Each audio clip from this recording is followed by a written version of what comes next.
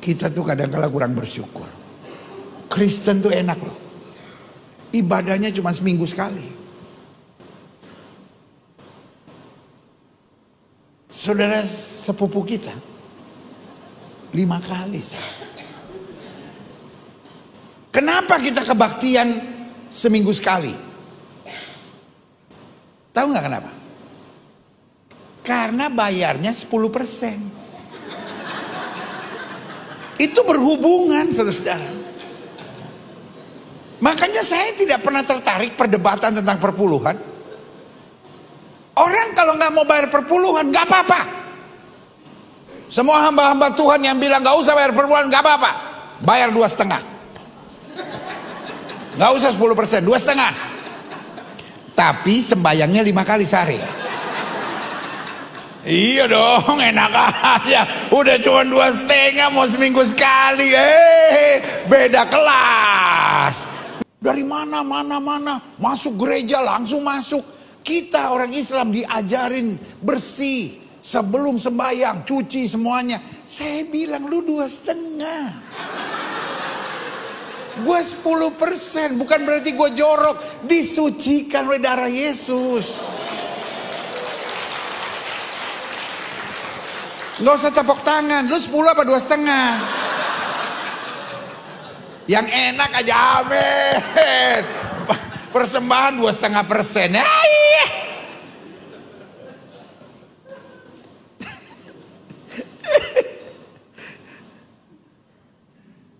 Pak Guntur mana? Guntur. Yang section ini, mulai minggu depan, jangan taruh kursi. Yang 2,5 duduk di situ. Pasti bayar perpuluhan dia. Puas banget dia seminggu sekali. Gak usah cuci-cuci. Ya kan? Gak usah bergerak-bergerak. Loh, kita kan bayar 10%. Makanya kita kebaktian tenang aja. Ya kan? Paling berdiri, nyanyi, tempat. Santai. Ya kan? Tapi kok 2,5, setengah mati.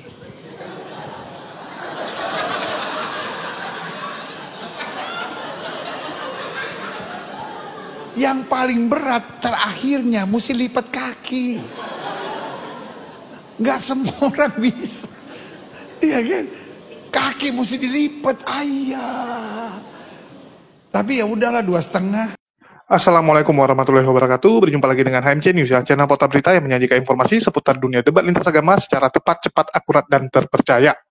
Masih sangat jelas teringat di ingatan kita bagaimana pendeta Gilbert Lumondong mengolok-olok dan mengejek sholat.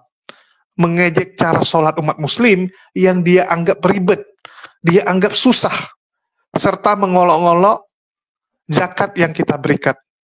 Dia bilang, lebih enak jadi Kristen. Ya, lebih enak teman-teman. Karena cuma datang, duduk, nyanyi, berdiri, tepuk tangan. Dihibur. Beda dengan umat muslim. Sebelum sholat, harus wudhu dulu. Harus membersihkan diri. Ribet. Apalagi kalau orang yang tidak suka bersih-bersih. Orang yang tidak suka kena air. Ada memang kelompok-kelompok orang yang seperti itu. Jadi, dia nggak begitu suka terkena air. Ya, mungkin karena kayak kucing gitu ya. Kayak kucing, jadi nggak suka kena air. Nah, jadi mereka merasa bahwa nggak enak, harus wudhu dulu. Enakan kayak mereka gitu. Kapanpun, ya, habis melakukan apapun, tinggal datang, duduk, nyanyi-nyanyi, tepuk tangan. Bahkan mungkin kamu baru membunuh, kamu baru berbuat zina, tangan kamu baru dipakai untuk hal-hal yang nggak baik, nggak apa-apa. Langsung datang, nggak perlu wudhu, nggak perlu dibersihkan, nggak perlu diapa-apain, langsung boleh memuji Tuhan. Luar biasa ya. Tetapi harus bayar 10%, kan bedanya di situ. Bayarnya 10%, fasilitasnya AC.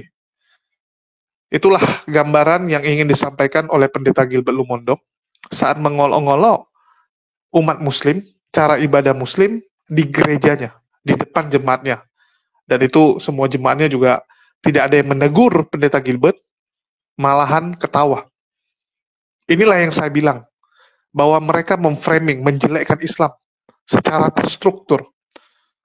Kita lihat bagaimana pandangan umat Kristen kepada agama Islam. Agama Islam dianggap sebagai agama yang keras, agama radikal, agama jahat, dan sebagainya. Ini lantaran apa? Lantaran framing yang dibangun oleh Polycarpus ini yang sudah masuk di dalam institusi gereja, sudah masuk di dalam kekristenan. Coba kita lihat, yang dikasih panggung Polycarpus. Yang ditonton oleh mereka, itu Polycarpus semua. Ki Ahmad, Ferguson, Sofiatul, Pak Bom, Wak Donat. Ini kan Polycarpus semua. Ini yang dapat simpati yang banyak. Yang didukung oleh orang banyak. Tapi coba, pendeta-pendeta yang baik, contoh pendeta Henny, ya, Pastor Sarah, bukan Sarah yang teh lalat ya, tapi Sarah yang satu lagi. Kalau pendeta-pendeta yang bagus seperti itu, yang ngomongnya toleransi, yang ngomongnya tentang kebaikan, tidak mau menyinggung agama Islam, tidak mau menyinggung agama lain, itu nggak laku teman-teman. Coba lihat, nggak laku mereka. Yang laku itu yang menghujat. Inilah yang bahaya. Terakhir, image dari kekristenan itu jadi rusak gara-gara Polycarpus ini dibiarkan. Gara-gara Polycarpus ini udah masuk terlalu dalam di dalam institusi mereka. Dan kita bersyukur ya, Katolik sampai sekarang kita belum melihat bahwa mereka terjangkit virus seperti ini. Dan Katolik sendiri sudah bangkit, angkat suara untuk melawan orang-orang yang merusak nama kekristenan, orang-orang yang membuat image Kristen jadi jelek. Kita lihat sekarang komal-komal Katolik itu udah mulai speak up. Mereka juga tidak setuju dengan aksi yang dilakukan Polycarpus. Di kesempatan ini, saya akan tampilkan ya. Saya akan tampilkan apa teman-teman? Saya akan tampilkan faedah, fungsi. Sebenarnya kenapa gerakan sholat itu seperti itu? Kenapa ada posisi sujud? Apa gunanya? Karena kita tahu, Allah saat memerintahkan kita melakukan sesuatu, itu semua pasti ada tujuannya. Ada. Kita saja yang nggak tahu. Kita saja yang belum ngeh. Sama seperti orang tua. Menyuruh kita hidup disiplin. Menyuruh kita belajar. Waktu kecil kita malas. Kita merasa, aduh, saya nggak maulah les bahasa Inggris. Untuk apa bahasa Inggris? Kita kan tinggal di Indonesia. Untuk apa kan begitu? Lebih bagus waktunya dipakai untuk main-main. Tapi saat kita besar, kita baru merasakan manfaatnya. Akan ada waktunya kita sadar bahwa apa yang disuruh oleh orang tua kita, itu semua demi kita. Begitu juga dengan perintah Allah. Akan ada waktunya kita sadar bahwa itu memang untuk kita, teman-teman. Untuk kita. Begitu juga dengan sholat ini. Fungsi utama sholat adalah mendekatkan diri kita. Supaya kita sadar. Supaya kita tahu bahwa kita ini adalah hamba dan ada tempat kita untuk bergantung. Ada Tuhan tempat kita bergantung, bukan Tuhan yang digantung ya. Tapi Tuhan tempat kita menggantungkan semua masalah kita, semua pergumulan kita. Itulah saat sholat, kita bisa curhat, kita bisa sampaikan apa yang terjadi. Ini juga sebagai reminder, apa yang sudah kita lakukan. Apa yang sudah kita lakukan selama hari ini? Kira-kira ada yang salah nggak? Sehingga kita bisa introspeksi diri. Jadi apa aja faedah dari sholat? Kita dengarkan. Islam sekalian, ya syariat-syariat tadi itu, ya dijadikan Allah atau mungkin dicontohkan Nabi SAW itu sebenarnya tidak lain tidak bukan untuk membuat kita sehat, raga kita. Contoh mungkin kalau kita bicara tentang sekarang gerakan-gerakan senam segala macam. Coba lihat, gerakan sholat itu, subhanallah, stretching, relax yang paling baik. Bahkan ada yang pernah baca mungkin tulisan saya tentang apa tuh, cairan di otak itu, cerebrovinal, apa tuh? Nah itulah dok. Itu kan Masya Allah ya. Itu saya pernah tulis, itu yang ada gambarnya di Instagram saya, itu Masya Allah. Kenapa Nabi itu ngelamain sujudnya? Kenapa Nabi itu ngelamain rukunya? Kan begitu. Kan nggak mungkin Nabi ngelakukan itu karena kalau nggak ada sesuatu di sana. Meskipun Nabi tidak melakukannya untuk kesehatan, Nabi melakukannya karena kecintaan kepada Allah. Ya, subhanallah ya. Jadi itu ternyata salah satu cara untuk memberikan apa namanya, menguatkan otot tulang belakang semua ini kan. Nanti coba kapan-kapan rukunya dilamain. Kalau sholat rukunya dilamain. Terus waktu ruku bacanya gimana? Subhanarabbil azim aja lama. Banyakin baca enggak apa-apa. ya lamain gitu. Karena disebutkan dalam riwayat itu Nabi pernah sholat ya bersama salah satu sahabat, Nabi membaca apa? Al-Baqarah. Habis itu baca Al-Imran. Ya. Berapa jam itu? Lalu kemudian Nabi ruku. Terus sahabat itu mengatakan apa? Rukunya Nabi sama dengan berdirinya. Berarti ruku berapa lama itu? Kan ketarik semua. Maka ruku yang benar itu kalau kita lihat, karena kata Nabi SAW, Nabi katakan begini, "Solu kama ra'aitumuni usolli." Sholatlah kamu sebagaimana sholat. Ya, sedekapnya Nabi dilihat kayak apa, rukunya kayak apa, sujudnya kayak apa. Maka itu sebabnya Nabi itu menjadikan sholat itu sebagai apa ya? Nabi katakan dijadikan Allah padaku itu sholat itu sebagai penghiburku, pembuat ceriaku. Karena subhanallah ya, isi gerakannya atau isi bacaannya, gerakan itu masya Allah luar biasa. Nikmatilah sholat. Ya, nikmati sholat mulai sekarang karena sholat itu efek secara kesehatan luar biasa. Sampai ada hadis yang mengatakan tadi itu, sholat tahajud itu menyembuhkan penyakit coba. Sampai kayak begitu janji Nabi Sallallahu Alaihi Wasallam. Masya Allah, alhamdulillah 3:30. Ya, sudah masuk waktu asar. Ini nggak ada pertanyaan kan? Telah banyak orang yang tadinya memusuhi Islam tetapi kemudian justru masuk Islam. Contohnya adalah Umar bin Khattab. Di zaman modern juga demikian, banyak orang meragukan Islam setelah menelitinya kemudian masuk Islam. Dr. Fidelma Oleari adalah salah satunya. Ia masuk Islam justru setelah mempelajari posisi sujud dalam sholat. Dr. Fidelma Oleari mendapatkan penghargaan Woman of Spirit tahun 2012. Ia adalah seorang profesor biologi di Universitas St. Edward di Austin, Texas, Amerika Serikat. Wanita asli Texas yang berprofesi sebagai profesor neuroscience di Universitas Texas ini, telah menemukan kedamaian dalam Islam. Dr. Fidelma, yang juga sebagai seorang dokter neurologi di sebuah rumah sakit di Amerika Serikat terpukau ketika melakukan kajian terhadap saraf-saraf di otak manusia. Satu hal yang membuat dia terpukau adalah ketika mengetahui bahwa terdapat beberapa urat saraf manusia yang tidak dimasuki darah. Padahal setiap inci otak manusia memerlukan suplai darah agar bisa berfungsi secara normal. Setelah mengadakan penelitian dengan seksama dan memakan waktu yang lama, Dr. Fidelma akhirnya mendapati kenyataan bahwa urat-urat saraf di otak itu tidak dimasuki darah kecuali bila seseorang sedang sholat, yakni ketika posisi sujud. Ternyata urat saraf itu memerlukan darah hanya beberapa saat saja, yakni ketika seseorang sholat. Setelah penelitian itu, Dr. Fidelma mencari tahu tentang Islam, lewat buku-buku keislaman dan diskusi dengan rekan-rekannya yang Muslim. Dan akhirnya, dengan kesadaran penuh, Dr. Fidelma mengikrarkan keislamannya dengan mengucapkan 2 kalimat syahadat. Allah berkenan memberinya hidayah atau petunjuk pada iman. Keyakinannya pada agama Islam yang baru dianutnya itu demikian besar. Sujud melibatkan 5 anggota badan yang bertumpu pada bumi, yaitu dahi, hidung, kedua telapak tangan, lutut ke kedua ujung jari kaki.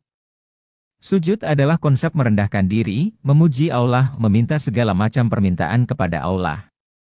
Sekaligus, mengikis sifat sombong, ria, takabur, dan lain-lain. Dr. Fidelma Oleari, PhD Neuroscience dari St. Edward's University, telah menjadi mualaf karena mendapati fakta tentang manfaat sujud bagi kesehatan.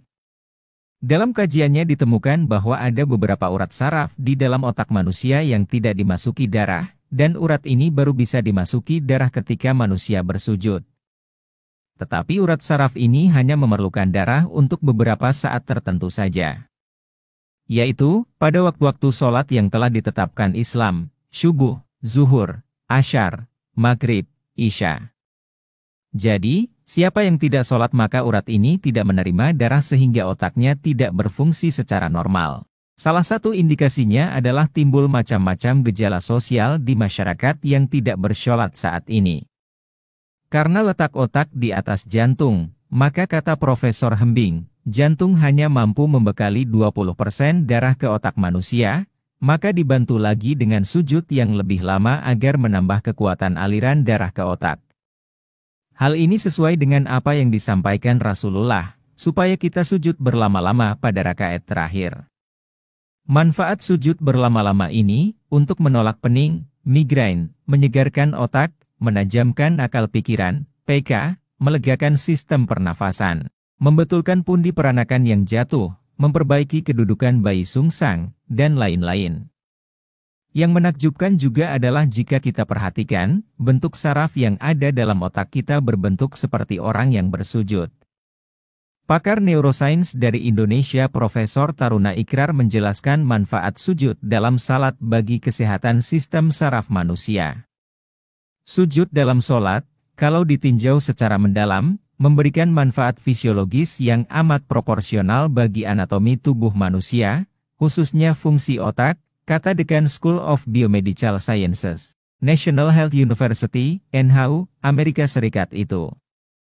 Profesor Taruna Ikrar mengungkapkan, gerakan sujud dapat meningkatkan saturasi oksigen, nutrisi, dan elektrolit ke dalam fungsi otak manusia. Selain itu, sujud yang khusyuk dapat meningkatkan sinapsis dan pembaruan sel-sel saraf, neurogenesis. Dampaknya berupa peningkatan rasa bahagia sebagai manifestasi unsur ketakwaan dan penghambaan. Profesor Taruna menjelaskan, sujud membuat dahi, hidung, kedua telapak tangan, lutut, dan ujung kaki sejajar di atas permukaan bumi. Lantaran gravitasi bumi, posisi ini menyebabkan aliran getah bening dipompa ke bagian leher, ketiak, dan berbagai bagian lainnya di kepala. Dalam keadaan sujud, dia menerangkan, jantung berposisi di atas otak sehingga darah yang kaya oksigen dapat mengalir secara maksimal ke bawah karena ditarik gravitasi bumi.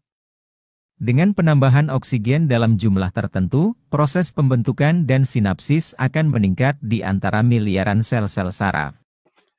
Bahkan teman-teman ya, seorang dokter yang bernama Dr. Fidelma O'Leary itu memutuskan mualaf setelah mempelajari sholat.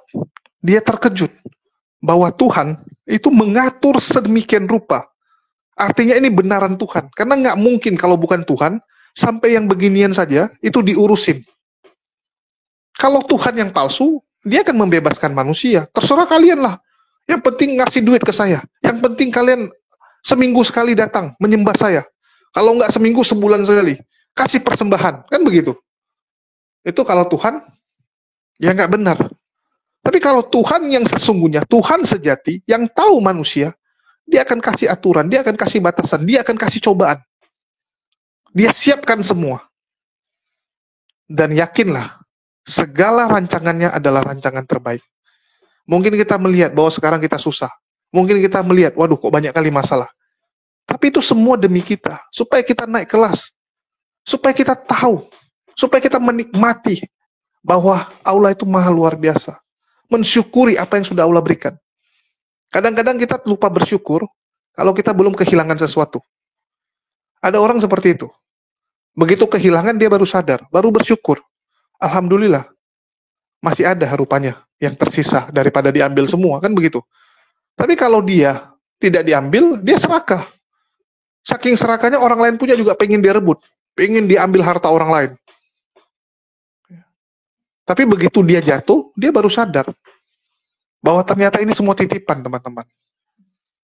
Ini semua titipan. Kadang kita manusia yang nggak sadar dan merasa ini milik kita. Ya, ini milik kita. Coba, kalau ini titipan nih, contoh nih, kita dititipkan mobil kantor. Kita pakai fasilitas mobil kantor. Mobil ini ditabrak orang pun, ya mungkin kita nggak akan sakit kali. Paling, aduh nggak enak sama kantor. Karena sudah dititipkan, ditabrak pula sama orang. Tapi coba ini milik kita. Waduh, cicilannya belum lunas. Waduh, pusing ini, gimana ini nanti? Ya, bengkelnya gimana, dan sebagainya. Kenapa? Karena kita melekat dengan barang tersebut. Kita merasa bahwa itu milik kita. Kita merasa bahwa kita bisa menggenggam hal tersebut. Padahal semua itu titipan, bahkan nyawa kita sendiri. Nyawa kita, anak kita, istri kita, keluarga kita, itu semua titipan. Titipan semua, teman-teman. Ini yang harus kita sadari dan kita renungkan setiap hari. Saat kita bangun tidur, kita harus mengucap syukur, masih diberikan kesempatan. Masih diberikan kesempatan hari ini, teman-teman. Gunakanlah untuk yang terbaik. Ya, oke. Kita tahu bahwa Gilbert Lumondong dan Polycarpus yang lain itu punya tendensi kebencian kepada Islam, dan ini membuat saya harus mengingatkan Pendeta Gilbert, daripada Anda ngurusin agama orang, daripada Anda nyindir agama orang, bereskan dulu konsep kalian yang sampai hari ini masih ribut, masih bingung sampai detik ini. Dan saya akan buktikan bahwa kalian ini adalah orang-orang yang masih bingung. Ini kelas-kelas pendeta, teman-teman, yang ribut. Kelas-kelas pengajar. Ya, kelas-kelas pengajar. Apologet utama. Ya, kita tahu bahwa di sebelah ya, mereka tuh kan ada apologet yang kelas 1, kelas curut, ya, kelas kacangan gitu. Ini kalau udah bicara Lidara, Pak Bom, Erben, itu kan dianggap kelas utama sama mereka, sama Laskar Polycarpusnya. Ini aja sampai sekarang masih nggak sepakat siapa Tuhannya. Masih bingung konsep Tuhannya, dan terbukti. Erben itu kena ska sama Malikil. Saya sampai ketawa gitu. Ngurusin seorang Wanes sampai detik ini nggak beres-beres. Ada 100 tritung, ketemu satu Wanes, mutar semua. Diajak mutar sama Wanes. Luar biasa. Ini membuktikan apa? Ajaran ini belum final. Jadi ajarannya aja belum final. Kamu sudah mau nyerang agama orang. Bereskan dulu internalmu. Bereskan. Ini saya tampilkan sebagai bukti, karena kita bukan channel Polycarpus yang ngomong tanpa bukti ya. Amit ya, amit. Betul kan amit? Ini orang Yahudi sendiri menerjemahkan, lihatlah kemudian bahwa akulah yang satu. Tidak ada Tuhan selain aku. Aku menangani kematian. Iya, dia menguasai. Aku menangani kematian, bukan aku mati, amit. Bukan Ya, masalahnya. dan diam dulu kau, anak kecil. Ya. Aduh, capek. Ini orang Ibrani, kau bukan Ibrani Ibraninya. Kau Ibrani pesek, ya. Aku menangani kematian. Jangan kau terjemahkan menyesatkan Jangan orang. ketawa kau, Demian. Ya, kematian dan memberikan kehidupan. Ya, aku terluka dan aku akan sembuh. Tidak ada yang bisa melepaskan dari tanganku. Sekarang saya tanya, ya, terus dia memberikan kematian. Memang terluka, ya, Yesus sebagai Sang Firman terluka. Makanya dari tadi saya minta kau terjemahkan karena ini ayat nubuatan untuk Yesus yang mati di kayu salib. Sekarang kau terjemahkan kata per kata. Lihatlah kemudian bahwa akulah yang satu. Tidak ada Tuhan selain aku. Aku menangani kematian. Amit, bukan aku mati. Paham kau? Amit itu aku menangani kematian. Atau aku memberikan kematian. Dan memberikan kehidupan. Tadi, Babe. Ya. Aku membawa ke 1 Samuel pasal itu. Tadi saya sudah jelaskan Pak Olam. Saya sudah jelaskan karena nubuatan. Sekali lagi saya jelaskan. Saya kau uraikan perkata per kata. Dengarkan baik-baik. Di sini dikatakan, lihatlah sekarang bahwa akulah dia, tidak ada Allah kecuali aku. Ini menubuatkan tentang Allah Yahweh yang berinkarnasi menjadi manusia. Itu tidak bisa kau bantah. Malas dalam diri, dalam diri, ya benar. Ya, jadi diam dulu. Menubuatkan tentang Allah yang berinkarnasi menjadi manusia dalam diri Yesus Kristus untuk menyelamatkan manusia, bukan Bapa yang disalibkan. Diam dulu ya.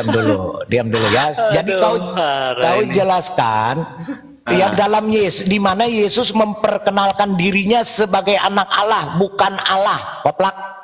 Oke. Yang hakikatnya, diam dulu kau. Kau harus jelaskan perkata per kata. Ya, ini Yesus sebagai Sang Firman, anak Allah yang mati disalibkan. Seperti digenapkan Matius 26, diam kau United, kau ada otak. Ya.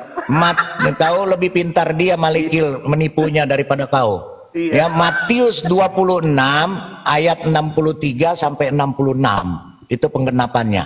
Markus 14 ayat 60 sampai 64. Lukas 22 ayat 66 sampai 71. Yohanes 19 ayat 6 sampai 7. Yohanes 5 ayat 12 sampai 30. Yohanes 6 ayat 28 sampai 51. Yohanes 8 ayat 46 sampai 59 dan Yohanes 10 ayat 20 sampai 38. Catat Malikil. Nanti kau baca, jangan iya aja kau ya. Itu jadi menubuatkan tentang itu dan digenapi di dalam perjanjian baru tadi. Kemudian akulah yang mematikan dan yang menghidupkan. Ini digenapi dalam Yohanes 5 ayat 21 dan 22 sampai 22.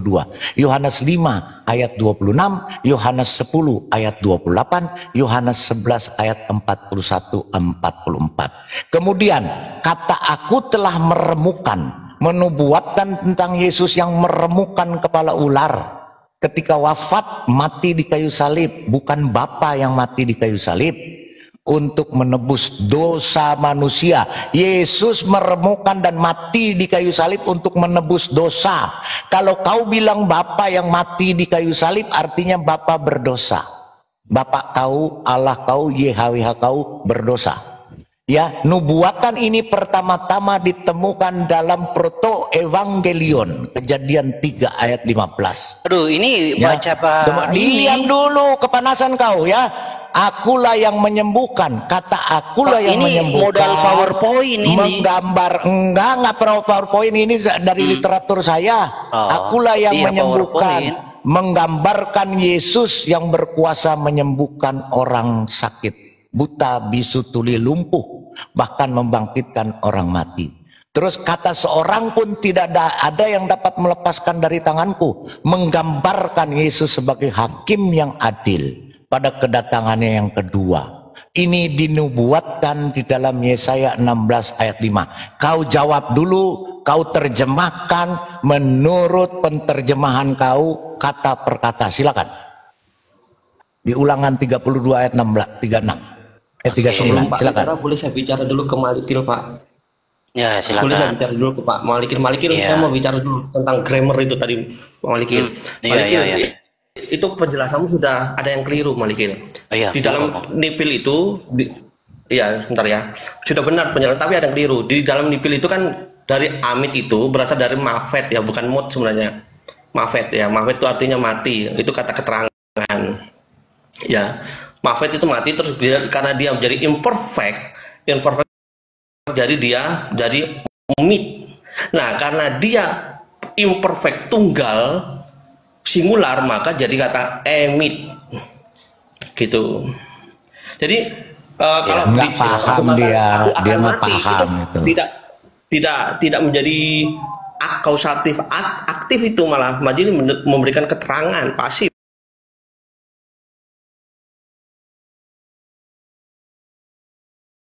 Malah itu. Tapi kalau aku akan mati, itu seharusnya begini, ani amafet. Begitu. Itu yang benar. Kalau ani amafet, aku akan mati. Tapi ditulis di situ ani amit, berarti aku akan mematikan atau aku akan membuat dia mati. Begitu. Itu artinya. Ini ya saya terangkan ya. Saya kan mendengar toh. Coba besarkanlah ya saya Pak Hos ya. Ini loh, kita santai aja. Kalau memang kawan-kawan itu pegang kebenaran, ya menurut saya sih rileks saja. Jadi yang kau jelaskan itu beda. Ini hifil imperfect ya. Hifil imperfect. Ini yamid ya. Ini yamid. Dia mati. Ini hifil imperfect. Kenapa yamid? Ini orang sebentar. Dia akan mematikan, brother. Nipilnya dia akan mematikan. Bukan, dianya yang akan mati. Kalau ia mafet dia akan mati. Sebentar, bro ya, sebentar. Santai aja, nanti kamu bantah kok. Ya, ini satu Raja-Raja 1 ayat 15. Coba kita buka terjemahannya sebentar dulu ya. Ini ya. 1 satu raja-raja, ya, satu raja-raja. Jadi di dalam kasus Hifil, penyebabnya itu tetap ada, tetap eksis. Nah, tetapi soal apa yang disebabkan itu bisa tampil, bisa ada di situ dan bisa tidak. Nah, kalau ada berarti kau aktif, kalau tidak ada itu pasif. Ntar, satu raja-raja 1 ayat 51. Oke. Ayat 51. Nah, bahwa ia takkan membunuh hambanya ini dengan pedang. Ya. Jadi ia takkan membunuh. Oke. Nih ya, terjemahannya. Dia akan dihukum mati. Dia akan dihukum mati. Dia akan dihukum mati. Ya, jadi subjeknya, penyebabnya tidak perlu disebut. Dia sudah ada. Jadi binyan hifil itu singkatnya begini, bro. Satu kasus, ya, sebab akibat yang bisa berdampak kepada diri sendiri, kepada orang lain, atau kepada orang lain. Tapi intinya dalam kasus hifil, dalam kasus hifil itu subjek itu pasti eksis, atau penyebabnya pasti eksis, ada di dalam ayat itu, di dalam, bukan ayat, di dalam kata itu. Nah, jadi kata ini adalah sebab akibatnya dari sebabnya. Sebabnya tidak perlu dibilang, tapi sebabnya sudah ada. Sebabnya itu, penyebabnya itu eksis. Nah, lalu akibatnya itu bisa eksis, bisa tidak. Nah, yang dibawa oleh Pak siapa tadi, Olam, sebabnya itu tidak disebut. Jadi bukan orang kedua, bukan orang ketiga, bukan orang pertama. Jadi di kata mit ini, memit ini, amit, lalu dikata yamit, ya kan, amit kan, yamit, tambahan ini yot ya, jadi menjadi yamit, dan kata amit, ya, itu adalah akibat, sebab akibatnya. Jadi penyebabnya sudah ada. Nah, problemnya di sini akibatnya itu kepada orang pertama, bukan orang ketiga. Dia terbunuh atau mereka mati, mereka terbunuh. Enggak. Gini, sebentar Pak. Malikil udah 3 jam. Kau nggak mampu jawabkan tadi. Oke. Sebentar dulu. Saya hanya bertanya satu. Parah ini. YHWH-mu punya darah nggak? Ya kan kita ada ditulis. Enggak, YHWH-mu punya darah nggak? Harus dia mati. Ya, ini ya Pak, saya jawab ya. Satu, sebentar. Kita ke grammar aja Pak. Dia berkutat di situ omat amit dengan penerjemahannya dia. Sekarang kau jawab dulu, Malikil. Bang Sir dulu. Sebentar dulu. Malikil, saya mau tanya. Kan kau bilang YHWH-mu yang mati disalib. Ya, dia mematikan diri. Oke, kita terima. Dia punya darah nggak? Dia punya darah nggak? Tubuh dan darah Tuhan ini. Punya tubuh dan darah Tuhan. Iya, jadi darah Tuhan ini ayatnya ada. Jadi darah Tuhan di situ Tuhan siapa? Memang Tuhanmu ada berapa? 1 Petrus 1 ayat 19. Kau lucu ini bertanya. Dengar dulu. Ada berapa Tuhanmu memang? 1 Petrus 1:19. Melainkan darah yang mahal, yaitu darah Kristus, yang sama dengan darah anak domba. Sekarang YHWH-mu punya darah enggak, saya tanya? Loh, ini punya darah enggak? Loh, ini apa ini? Oh, jadi YHWH-mu berdarah. Loh, ini apa tertulis? Iya, YHWH-mu berdarah. Lah, ini tertulis kan begitu. Darah Tuhan itu siapa di situ? Ya memang Tuhanmu ada berapa? Tuhan itu siapa? Saya tanya dulu itu. Tuhan itu kan siapa? Hanya satu, Adonai. Siapa? Oh, Adonai. Iya, memang Tuhan sama berapa? Allah sama enggak? Saya tanya dulu, kamu ini dari tadi sama Allah bertanya. sama YHWH-mu sama enggak? Tuhanmu siapa dulu? Ada berapa Tuhanmu? Nah, Tuhan saya di dalam Alkitab Tuhan Yesus Kristus. Oh, jadi ada berapa di Tuhanmu? atas segala Tuhan, satu. Dia ada berapa Tuhanmu? Satu. Oh, YHWH bukan Tuhan? Ya, Trinitas itu adalah yang esa di dalam 3 pribadi. Jadi Tuhanmu berdarah. Politeis. Kalian sabelianisme, kalian ini iblis setan. Ya, jadi kalian memblender Yesus adalah Tuhan, Tuhan di atas segala Tuhan, Raja di atas segala raja. Tuhan saya satu, Allah saya satu. Oh, Tuhanmu satu. Allah saya satu. Oke ya. Tuhanmu jadi satu. Tuhanmu berdarah ya. Ya, soal Tuhanmu sekarang satu. YHWH-mu berdarah. YHWH-mu berdarah. Ya, Tuhan, ini. Iya. Ya, siapa jadi, Tuhan itu? Sebentar, Malikil, jangan kau kepanasan. YHWH-mu itu Tuhan juga kan? Dengan lidah kita memuji Tuhan. Iya, YHWH-mu Tuhan kan? Loh, Tuhan saya hanya satu. Iya, YHWH-mu juga Tuhan kan? Allah dan Tuhan kan? YHWH itu Yesus itu. Gimana? Kecuali Yesus. Kamu kan Tuhanmu dua. Atau berapa Tuhanmu? 2 atau 3? Jadi YHWH-mu mati. Kan gitu di kayu salib. Ya, Tuhanmu ada berapa? Iya, jadi Roh Kudus Tuhanmu. Tuhan saya satu. Ya, ini siapa ini? Tuhan siapa ini? Iya, Tuhan Yesus Kristus. Dia Allah Bapa. atau bukan? Jadi Tuhan Yesus Bapa itu. Bukan. Tuhan Bapa kita. Loh, Tuhan Bapa kita ini. Yesus itu adalah Bapa.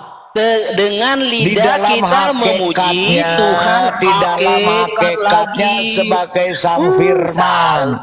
Jadi dia turun, Bapamu itu YHWH-mu turun jadi manusia. Nggak ada jadi manusia. Aduh, gimana sih? Terus yang masuk ke rahim Maria itu YHWH-mu. Ya kan kata Alkitab yang dilahirkan YHWH. Memang siapa yang dilahirkan? Oh, YHWH dilahirkan. Jadi YHWH-nya Malikil dilahirkan. YHWH itu nanti kapan-kapan kalau Anda mau diskusi masuk ke room kita. Soalnya room kayak begini ada darah begini. Dari saya tadi diskusi sukanya itu yang diminta menerjemahkan supaya ada edukasi loh. Malikil. Kamu dari tadi saya minta menerjemahkan yang kau bawa sendiri. Udah lihat kan? Itu dulu dibereskan, Pak. Jangan Anda recokin agama Islam. Saya kadang-kadang bingung. Kenapa ya orang-orang seperti Mel Atok, Esra Soru, Gilbert Lumondong, pendeta-pendeta yang lain, mereka tahu kalau di medsos ini ada namanya diskusi lintas iman. Dan mereka juga tahu sesama Kristen itu masih baku hantam. Nggak mungkin nggak tahu. Romo aja, Romo Katolik yang biasa nggak ngurusin medsos, itu aja sekarang udah mulai turun di medsos karena resah melihat yang di bawah-bawah ini berantem terus. Udah resah melihat hujatan-hujatan yang dibuat oleh Polikardus. Romo yang biasanya tuh jarang banget tuh ikutan medsos. Apalagi pendeta yang kita tahu ya. Pendeta kalau ketemu Romo, lebih duniawi pendeta. Lebih duniawi pastinya. Itu yang kita lihat selama ini. Jadi nggak mungkin lah Gilbert, Mel Atok, Esra Soru nggak tahu. Apalagi Esra Soru sama Mel Atok. Mereka juga kenal dah dengan Pak Bom dan sebagainya. Masa dia nggak lihat nih? Di dalam ini masih ribut sampai detik ini. Masih ribut. Bahkan saya menantang nih. Esra Soru, Mel Atok, Budi Asali kalau berani berdebat dengan Malikil. Ya, berdebat lawan Malikil secara offline. Saya disuruh sama Malikil, dimintai tolong. Dimintai tolong kalau bisa diadakan debat antara Oneness sama Trinitas. Terutama kepada orang-orang Trinitas yang merasa dirinya yang paling benar. Itu orang-orang reform, biasa kan seperti itu. Merasa paling benar. Buktikan, debat secara offline. Berani tidak? Jadi nggak mungkin mereka nggak tahu, tapi mereka nggak mau ngurusin, malah sibuk ngurusin agama orang. Bukan yang ngurusin nih, perpecahan di dalam, tapi sibuk dengan yang di luar. Gajah di pelopak mata nggak nampak, debu di seberang bisa nampak dia. Luar biasa mereka ini. Luar biasa. Semoga dengan konten ini, mereka bisa tersadarkan, mereka bisa sadar bahwa lebih bagus perbaiki internal dulu. Oke, mungkin itu aja yang bisa saya sampaikan, dan semoga ini sampai ke telinga pendeta-pendeta tersebut yang saya sebut, dan kalau bisa dijawab. Dijawab tantangan dari Malikil yang mengajak debat pendeta-pendeta yang merasa mereka paling ngerti tentang kekristenan. Merasa bahwa Trinitas yang benar. Maju kalian semua. Itu Malikil yang ngomong ya, bukan saya. Saya cuma menyampaikan dan disuruh untuk memediasi. Oke, sekian dari saya. Makasih buat teman-teman semua yang udah nyimak dan mendukung channel ini. Makasih buat semuanya. Di akhir kata saya ucapkan wassalamualaikum warahmatullahi wabarakatuh. Sampai jumpa di konten-konten kita berikutnya.